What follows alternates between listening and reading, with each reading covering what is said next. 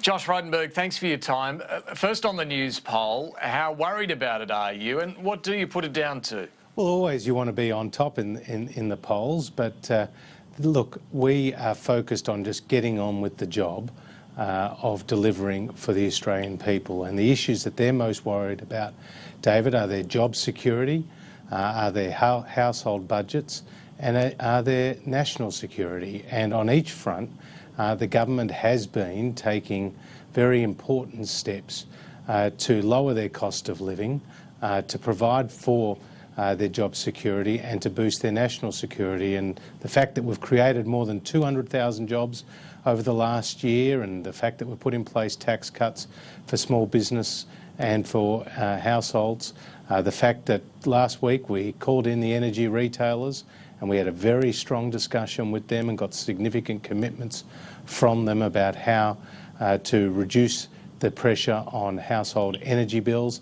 And I want to come to that, but is this the problem? The last couple of weeks, we've been talking about same-sex marriage and citizenship. Yeah, look, there's been a lot of political noise over the last couple of weeks, and these have not been the major issues that the Australian people are focused on, and that's what we will continue to go back to basics, continue to deliver for them on those key issues affecting their household budget and their job and national security.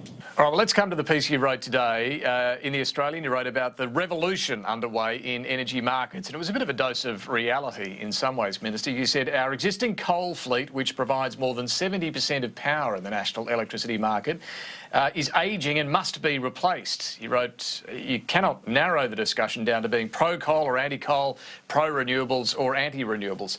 So, Minister, what is the reality then of how this ageing coal fleet will be replaced? Well, we've seen 9 coal-fired power stations close over the last 5 to 6 years. Now, they've closed for different reasons.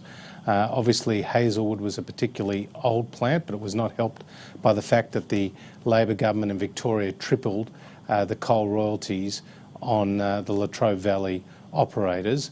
In South Australia, the Northern Power Station closed, partly because of the pressure that was put on it by that state's aggressive adoption of renewable energy without the sufficient backup storage that needed to be put in place. And then some of the other coal-fired power stations have closed because they couldn't compete against lower cost of generation, even from other coal assets.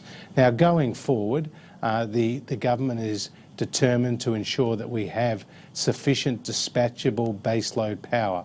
And that's why I have written to the head of the Australian Energy Market Operator and asked them for an update as to how much dispatchable power the system will need, particularly with more coal-fired power stations scheduled to close in the mid-2020s. Well, you list the actions the government has been taking in recent months, whether it's requiring greater transparency in the market, putting pressure on the states over opening up their gas reserves, trying to abolish the appeals mechanism the networks use that does put up prices for consumers. But surely what investors really need here, Josh Frydenberg, is some certainty around what the rules are going to be 10, 20, 30 years into the future for the market before they can invest. They need to know what the market's going to look like, don't they? Well, certainly having a signal will be important for investment going forward. But that being said, David, we've seen more than 4,000 megawatts of renewable energy generation being either built today or committed and soon to be built. And in fact, AGL just made an announcement only days ago about another substantial investment in wind generation. So the level of investment continues apace in renewables, aided, it has to be said, by the renewable energy target and the certainty that that has brought. But going forward, we do need to have the right market signals in place to get the level of power that we need to meet future demand. And is that signal the clean energy target? Is that your preference? Well, those issues related to the clean energy target are being worked through by the coalition. Obviously, it was a key recommendation out of the Finkel report.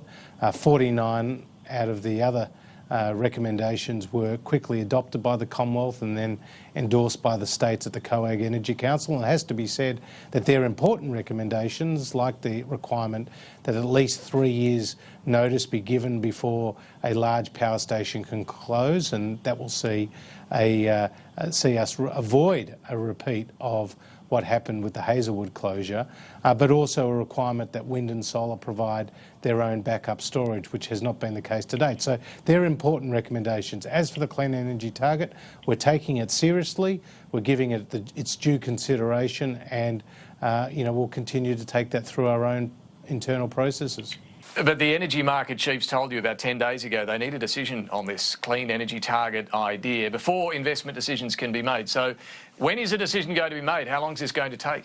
Well, this is a big decision to take because obviously you're not looking just for the next year or two ahead, you're looking for multiple years ahead, and you are working to integrate energy and climate policy and to put in place a mechanism from 2020. That was Dr. Finkel's recommendation. So we don't need to put it in place tomorrow. We do need to get the system right, and we do need to fully understand all the implications of such decisions. So we continue to talk to key stakeholders like those retailers that you mentioned and the generators themselves, as well as big energy users. And I've been talking to BlueScope Steel and Tomago, which has a major aluminium smelter in New South Wales, as well as with Glencore, which is a big miner in Queensland, all of which are big energy users, and they want to make sure that whatever system or mechanism the Commonwealth seeks to put in place,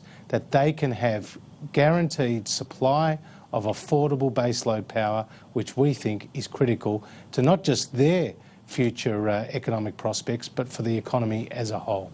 OK, but by the end of the year, Minister, can we expect a decision on this? Well, David, obviously you would love me to give you an exact date. It's still got to be worked through our internal processes, and I'm not going to rush that. Can I ask you finally, Minister, we saw Tony Abbott weighing in again on the same-sex marriage issue. He says people who don't like the direction our country is headed should vote no in the same-sex marriage survey. Can I ask, which way will you be voting and why?